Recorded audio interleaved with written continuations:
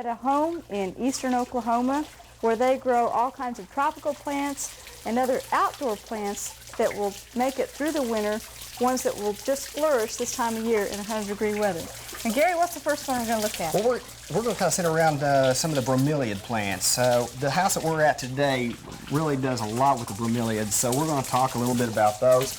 And first one we want to kind of show everybody is, of course, the pineapple. Most people don't really realize that the pineapple is a bromeliad plant. It's one of the most common ones you'll see. Very easy plant to grow, and probably the only bromeliad that is commercially used. Okay, now the bromeliad family is, I guess, a fairly large group of plants. Where did they originate? Well, most of the bromeliads are in South America. Now, some of them, like the tillandsia, like we have here. This is a Spanish moss, excuse me. Right. This is Spanish moss. Most people can visualize that plant. That will grow up into Texas. You've seen it hanging from live oaks down in the south. You'll even see this growing on the telephone poles or fences because it's an epiphytic plant, just like orchid plants. Okay. It doesn't need any soil. As you can see, this is just hanging off a piece of wire. Huh. Well, it's hard to believe that this is in the same family as the pineapple. They don't look related. They do not look related, but they are in the very same family, epiphytic plants. The bromeliad is not an epiphytic plant. It does grow in the soil, but it is in the same family. And as you can see, this is just hundreds of masses of little bitty miniature plants. Every one of these is a little bitty plant. And they'll just cling onto something and live in the air. Right, and that's the tillandsia usinoides, Spanish moss. That's neat. Well, tell me more about the pineapple. Okay, now, the pineapple. As you can see here, we've got a bromeliad, or one of the pineapples. This is a variegated form. This is also a spineless form of bromeliad, and it's mainly grown for the ornamental use. It's not really grown for commercial use. This is one that we grow for the color, and it likes a lot of light. It likes the heat and sunshine. The more light you can give it, the darker pink it'll get. So 100-degree weather doesn't bother these plants at all? No. But they'd have to be brought in the wintertime, right? It definitely brought in. Okay. Now, if you wanted to grow your own pineapple, such as one like this, would it be possible to do that up here in Oklahoma? Easy to do. All you have to do is do that? go to the store, find a pineapple, try to find one that's ripe so you can enjoy it later, and then just take that top off. Just break it off. Yeah, you don't even have to cut it off. Just break it off, peel back some of these bottom leaves, let it set for about 3 or 4 days. Let that wound heal over, I guess. Exactly. It'll callus off. Then put it in some sand or some potting soil. Keep it slightly moist for 2 to 3 weeks, and it'll split. Oh, great. And how long does it take to get a pineapple to grow, though? About 2 years. Okay. Now, bromeliads in general, I guess a lot of them are grown for their foliage. Those that grow for their flowering, do they take, in general, a long time to flower, 2 years? No, usually they'll bloom. Once you get a mature plant, it'll bloom every year. Okay, well, I understand the folks that are letting us visit their house today have a huge collection of them. They have a large conservatory full of beautiful plants. Well, let's go look at those. Okay.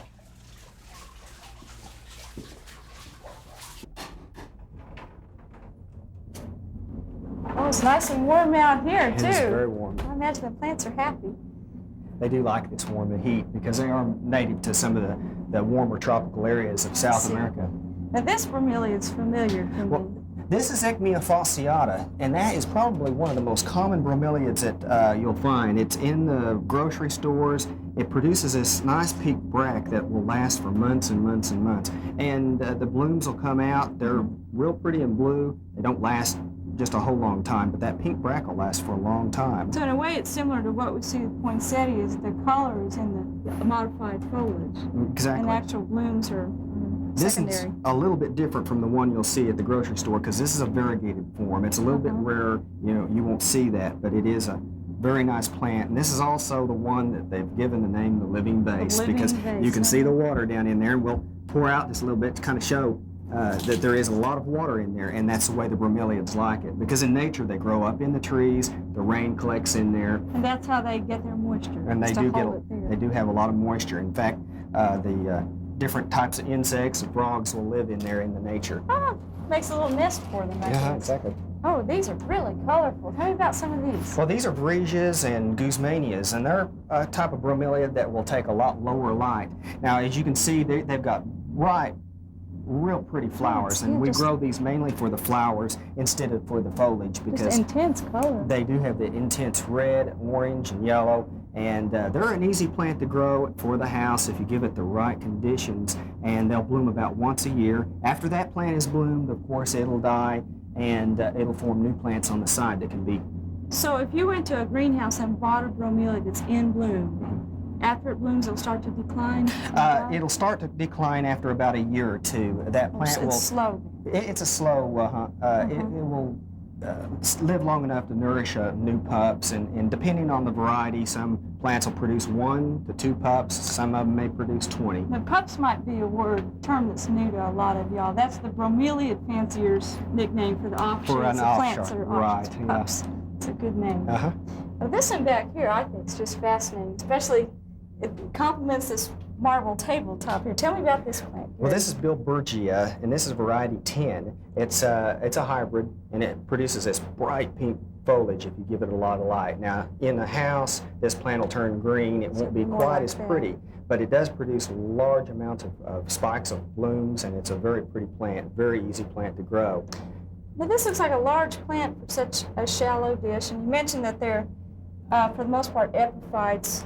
So the watering that's done is strictly pretty much into the pitchers or the vase. Well, you do want to keep the soil moist. It doesn't. You don't want to water just in the top. A lot of people will think that you just want to water in the cup, but the roots do need some water. They do need to have moisture at the roots, and you water them about probably once a week. It's sufficient. It depends on where you grow them and how fast they dry out. Well, it looks like she's got this in a very well-drained type of soil. Exactly. What would be a standard mix for bromelia? Bromelia is like a real loose mix, something that contains maybe a little bit of fir bark or redwood bark, similar to orchids, something like perlite that'll give a lot of looseness. Good drainage. Right. So this is one grown for both flowers and foliage. You mentioned there are some that are grown strictly for their foliage color. Right, the Neregelias. That's probably my favorite of the bromeliad group. The Neregelias give bright colors, and they do a lot of different designs. This one's kind of a little bit special to me because this is a hybrid that was made, and whenever someone makes a hybrid, they get the chance to name it, and this particular one is named after me, Neregelia Gary Sham. Gary Sham bromelia. How about that? So it's kind of one of my little favorites here. Yeah, that's nice. Now, these will bloom. I see one here that's flowering. Yeah, Let's show that to This is blooming.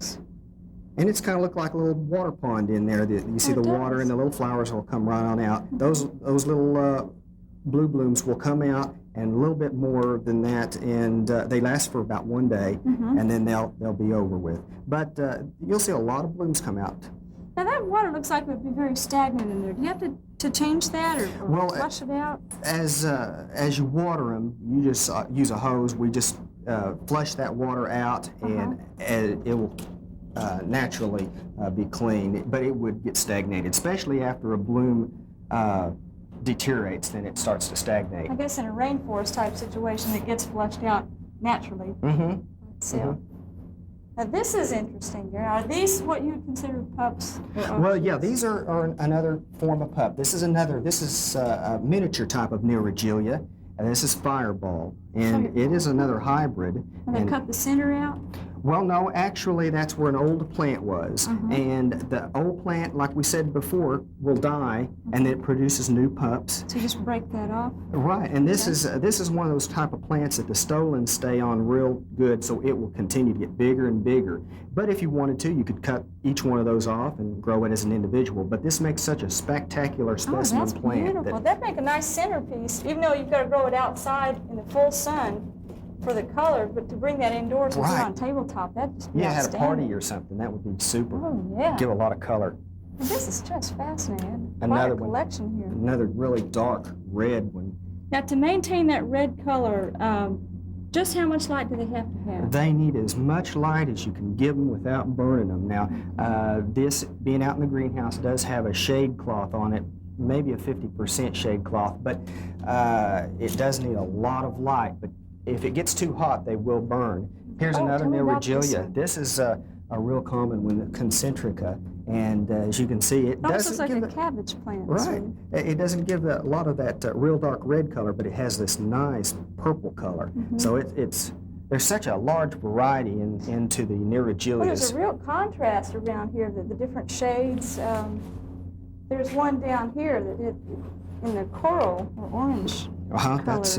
So even though they're growing for their foliage, it's really an exciting mix of color. Yeah, that has the light sherbet type color with a green edge. That makes pretty. a really pretty one. And it's like I say, these plants are so easy to grow that more people should grow them. Now, getting them to be this dark color, they're going to have a lot of light or a greenhouse. Could they use artificial light if you didn't have a greenhouse? Artificial light can be used on some plants, but it's real difficult to get this intense color. You almost have to have the light right on top of the plant.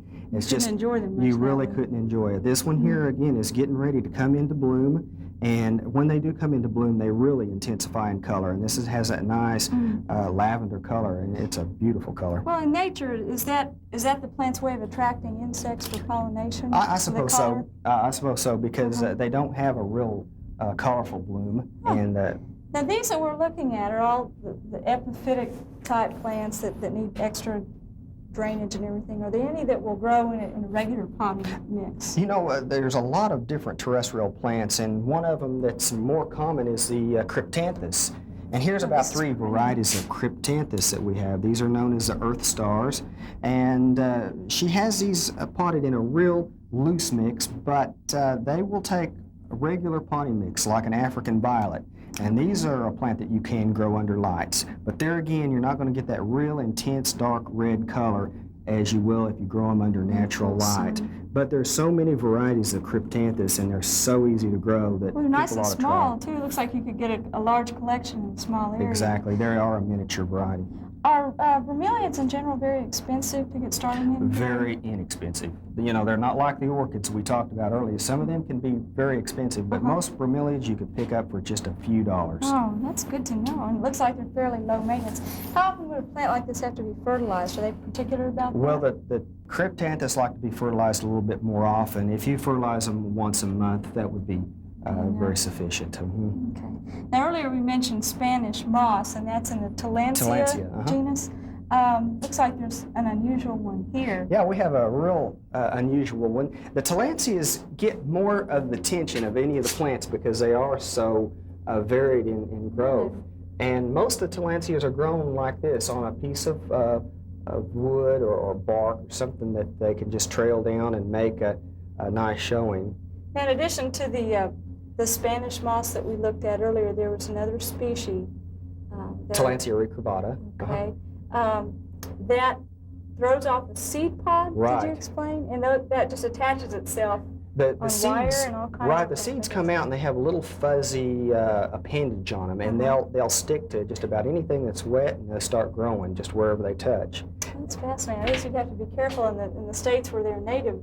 They could become a nuisance almost. Almost, yes. But like I say, the Tillandsias are native to the South America. It gets a little bit too cold for some of these more tropical varieties. Now, are there any that are considered rare? These plants all look quite rare to me and unusual, but these are all from South America or Central American states. You were telling me earlier about one that is very special. Yeah, there's an orthophytum that I'd like to show you. It was just collected probably 3 years ago, and it was just discovered in 1982. So it's a pretty rare plant. I'd like to show it to you. Okay, let's take a look at that. Well, Gary, I guess all these plants at some point were collected from someplace in the wild, but you mentioned one that's exceptionally rare. Is this it right Well, here? this is Orthophytum gherkinii. This is a new species that was just discovered in like 1982. The man who found it kind of kept the location secret because there wasn't very many, but then it was rediscovered here about 3 years ago, and 9 plants were brought back. And from those 9 plants, the owner of this plant pollinated them and grew nearly 2,000 seedlings. So they have really propagated that, and that's one of the great things about collecting. If it's done by a professional who knows what they're doing, they can come in and they can take a species that's just nearly extinct out of the wild, propagate it, and get it reestablished into cultivation. Okay, so the idea of taking plants from the wild would not be to take from, but to be able to put something back and protect them. And we hear a lot about tropical rainforest areas being depleted by development in South American countries, and plant collectors like these help maintain some species that possibly are being lost. Exactly, because like I say, out of the 2,000 seedlings, and now you can pollinate more. And at one time, this plant was selling for like $500. It was so rare. And now you could probably pick one up for $10. That's good to know. Yeah. But now what's this one over here?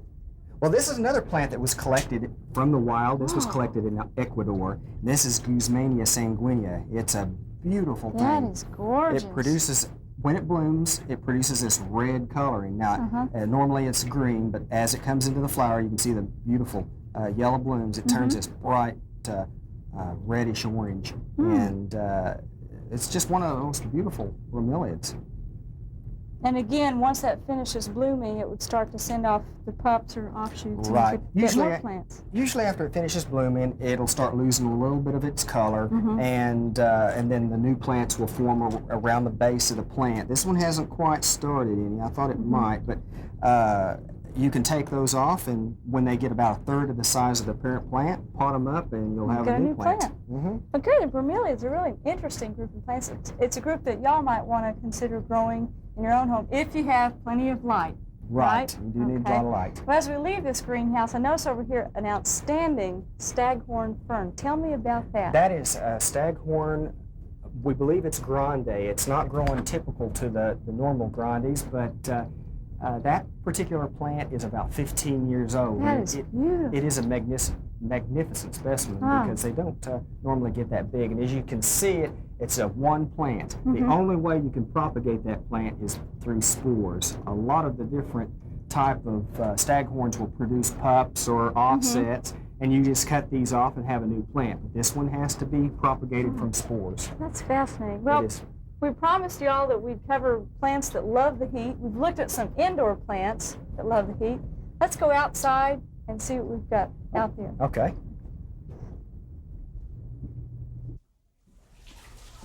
Well, Gary, I can see out in front of this house. It's a great place for a heat-loving garden. You have a stucco-covered home on a west exposure, and what else would you want to grow here but plants that love high temperatures? It does look like something out of the southwest part of the country, doesn't it? It really does. Now, this here is probably the first thing people think about in a garden that loves the heat. Right, those What cactus. cactus is that? That's Opuntia arborensis. That's a common type of cactus that you'll see in Texas and in western Oklahoma. Very easy plant to grow and loves the heat. Very carefree. Now, this one I recognize traditionally as an herb, this Artemisia down here. That Artemisia really gives a lot of good contrast in color. That gray blends in with this type of landscape. Very soft foliage. Very easy plant to grow, this purslane is gorgeous. Tell me about this one. Purslane is one of my favorite bedding plants. You know, it loves the heat. It has these beautiful blooms, and every morning you'll have these blooms that comes in all colors. That's what makes it so neat. In recent years, we've seen these in hanging baskets at garden centers, and if you've got a place where you want a hanging basket, but it wouldn't take the heat, with some of the more tender plants, purslane would be a good choice. That's an excellent choice, and it's so easy to start. You know, that little cutting that I just broke off, you just stick it in the ground and it'll root. You got another plant. Now, these aren't perennial, are they? No, they're not perennial. They will die out in the winter, but you can take a few of those into the greenhouse or house and bring it back out. Great bedding plant for the heat. Now, is this some more of that rare bromeliad that we saw? Right, that's an Orthophotum gherkinii, and she's brought those out and made a nice bedding plant out of them. Yeah, they make a nice border along here. Some of them do real well. You can see the variety. These are all seedlings. Some of them don't like the heat quite as well as other ones because you have 3 plants here, and they're all seedlings, and they're all responding different. Sure. Now, the yuccas, probably a lot of you have in your backyards. They'll grow in either sun or shade. Tough plant, and it's a nice accent plant for the front of the house, such as this. They're wonderful for a area that you can't grow anything else.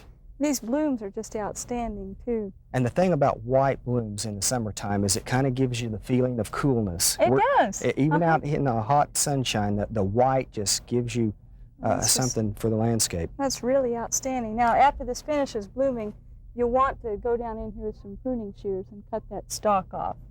because it can be unsightly having the stalks remaining there. That plant will last pretty much a couple of years, but it's kind of like the bromeliads. Once that plant has bloomed, then it's gone, and then it'll produce some new plants on the side. Some side shoots, yeah.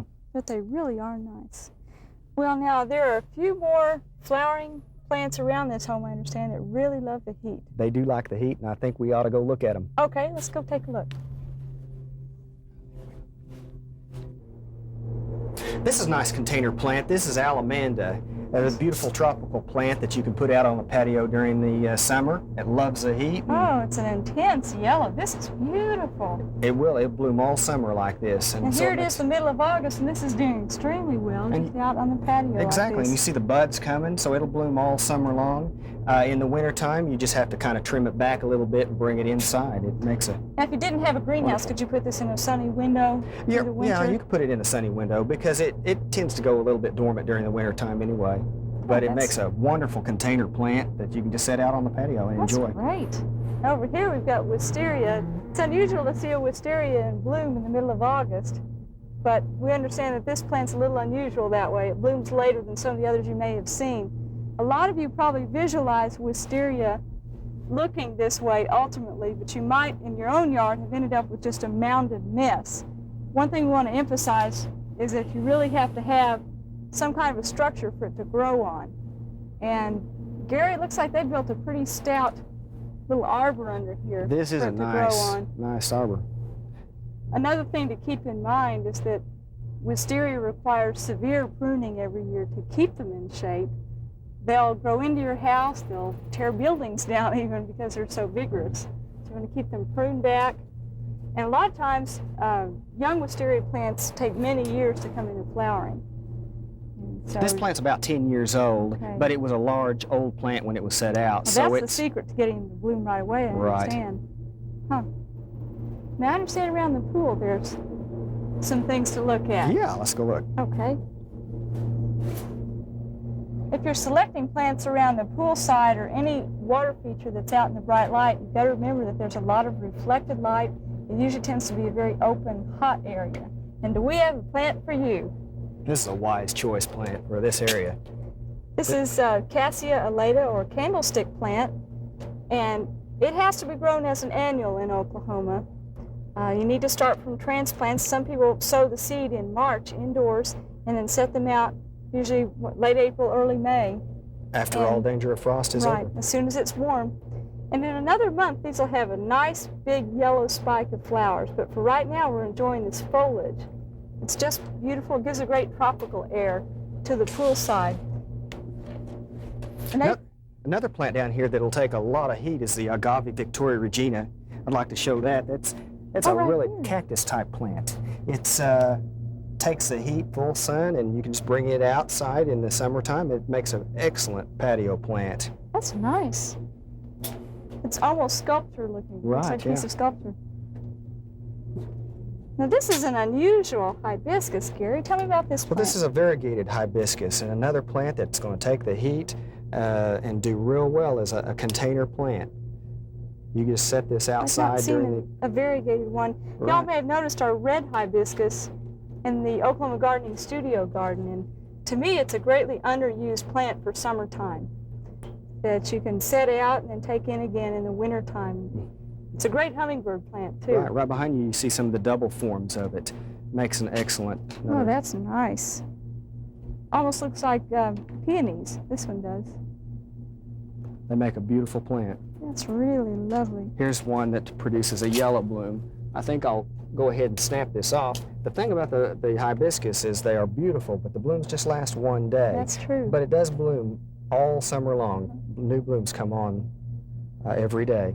You might mention that they do need plenty of water, plenty of organic matter as well. And there's one last thing that we want to show you here, and that's a fig tree. It's one fruit planting you might not have considered for your own garden, and it really does love the heat. Right.